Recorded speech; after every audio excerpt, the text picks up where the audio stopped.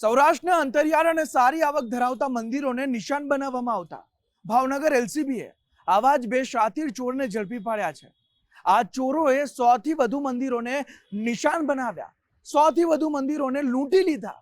કેવી રીતે ચોરીને અંજામ આપતા, જે સોનું ચાંદી ચોરવામાં આવતું તે કયા વેપારીને વેચતા, આ તમામ ખુલાસા પોલીસની તપાસમાં હવે થવાના છે।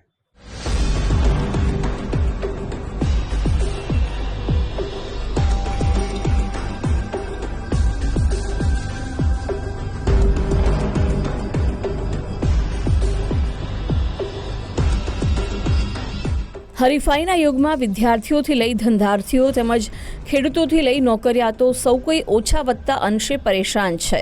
આ તમામ લોકો માનસિક તાણ દૂર કરવા અને શાંતિની પ્રાપ્તિ માટે મંદિરોમાં જાય છે। જો કે કળિયુગમાં કેટલાક લોકો એવા પણ છે જે દિવસે ભક્તિ અને શ્રદ્ધાના આડમાં દર્શન કરવાના બહાને મંદિરે તો જાય છે, પરંતુ તેમની નજર મંદિરમાં આવતા ભક્તો અને દાનપેટીમાં પડનારી ભેટ સોગાદો પર રહે છે। આ દિવસે કરેલી રેકી બાદ મોડી રાત્રે કે વહેલે પરોઢીએ મંદિરમાં ઘૂસીને પ્રભુના આભૂષણો કે દાનપેટીમાં પડેલી રકમ લઈને ભાગી છૂટે છે। અમદાવાદ શહેર અને ગ્રામ્ય સહિત સૌરાષ્ટ્રના વિવિધ જિલ્લાના અંદાજે 100 મંદિરમાં ચોરી કરનારા બે શાતીર ઈસમો સકંજામાં આવ્યા। ભાવનગર લોકલ ક્રાઇમ બ્રાન્ચે પીપળિયા પુલ પાસે નાકાબંધી કરી પોલીસે બાતમી મુજબની કારમાં આવેલા બે રીઢા તસ્કરોને ઝડપી પાડ્યા, જેમની પાસેથી મળેલા સોના ચાંદીના દાગીના અંગે સંતોષકારક જવાબ ન આપી શકતા પોલીસે અતુલ ધકાણ અને ભરત થડેશ્વરની ધરપકડ કરી લીધી। આ બે ઈસમોએ અંદાજે 100 મંદિરમાં અત્યાર સુધીમાં હાથ ફેરો કર્યો હોવાનું કબૂલ્યું। અતુલ ધકાણ અને ભરત થડેશ્વર ભગવાનની મૂર્તિ પર ચઢાવેલા સોના ચાંદીના દાગીના કે છત્તરની ચોરી કરી લેતા હતા। આ ઉપરાંત અનેક મંદિરમાં દાનપેટી તોડીને આવેલી રોકડ રકમની ઉઠાંતરી કરીને ભાગી છૂટતા હતા। આ બંને શાતીર આરોપીઓ પાસેથી કાર, રોકડ, મોબાઈલ ફોન અને સોના ચાંદીના દાગીના મળી 5.83 લાખનો સામાન જપ્ત કરવામાં આવ્યો। આ ચોર ટોળકી અમદાવાદ અને સૌરાષ્ટ્રના 10 જિલ્લામાં હાથ સાફ કર્યો છે। ભાવનગર શહેર તેમજ ગ્રામ્ય વિસ્તારમાં શકદારોની તપાસમાં હતા એ દરમિયાન તેઓને બાતમી હકીકત મળે કે પીપળિયા પુલ ભાવનગર તરફ જવાના રસ્તા ઉપર અગાઉ મંદિર ચોરીના ગુનામાં પકડાયેલ અતુલ પ્રવીણભાઈ ધકાડ તથા ભરતભાઈ સોનીનાઓ એક સેલરીઓ ગાડી સાથે ઊભા છે અને તેઓની પાસે સોના ચાંદીના દાગીના જે ચોરી કે છળ કપટથી મેળવેલ હોવાનું શંકા છે। એ આધારે ભાવનગર જિલ્લા પોલીસના જે એલસીબીના પોલીસ અધિકારી તેમજ પોલીસ કર્મચારીઓ દ્વારા જે બાતમીવાળી જગ્યાની તપાસ કરતા તેઓને આ બંને ઈસમો મળી આવેલા હતા અને તેઓની પાસે સોના ચાંદીના દાગીના મળી આવેલા હતા। આ બંને શાતીર તસ્કરો લાંબો ગુનાહિત ભૂતકાળ ધરાવે છે। અતુલ ધકાણ વિરુદ્ધ 15 જેટલા ગુના નોંધાયેલા છે, જ્યારે ભરત થડેશ્વરે 16 ગુના આચર્યા હોવાની કબૂલાત કરી છે। ભગવાનને ન બક્ષનારા બંને ગુનેગારોની સાથે વધુ કોઈ ઈસમો સંડોવાયેલા હોવાની આશંકા છે।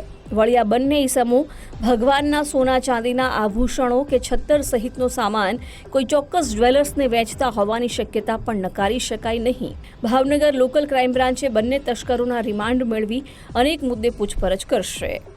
ત્યારબાદ આ બંને ઈસમોની પૂછપરછ કરતા તેઓએ જણાવેલ કે ભાવનગર, બોટાદ, અમરેલી, અમદાવાદ રૂરલ, અમદાવાદ ગ્રામ્ય, સુરેન્દ્રનગર તેમજ બેટ દ્વારકા જિલ્લામાંથી લગભગ 100 જેટલા મંદિરોની ચોરી કરેલ હોવાની કબૂલાત કરવામાં આવેલી હતી અને તેઓ આ મંદિરોની ચોરી મંદિર બંધ હોય ત્યારે દર્શનના બહાને જઈ અને મંદિરના દરવાજાનું તાળું તોડી અને જે મૂર્તિ હોય એના ઉપર પહેરાવેલ દાગીનાની તેમજ દાનપેટી તોડી અને તેમાં જે પણ રોકડ રકમ હોય તેની ચોરી કરતા હતા। આ બંને ઈસમો પૈકી જે અતુલભાઈ છે અગાઉ 16 જેટલા ગુનાઓમાં પકડાયેલા છે અને નંબર 2 આરોપી ભરતભાઈ સોની છે તે 15 જેટલા ગુજરાત રાજ્યના જિલ્લાઓમાં સંકળાયેલા છે।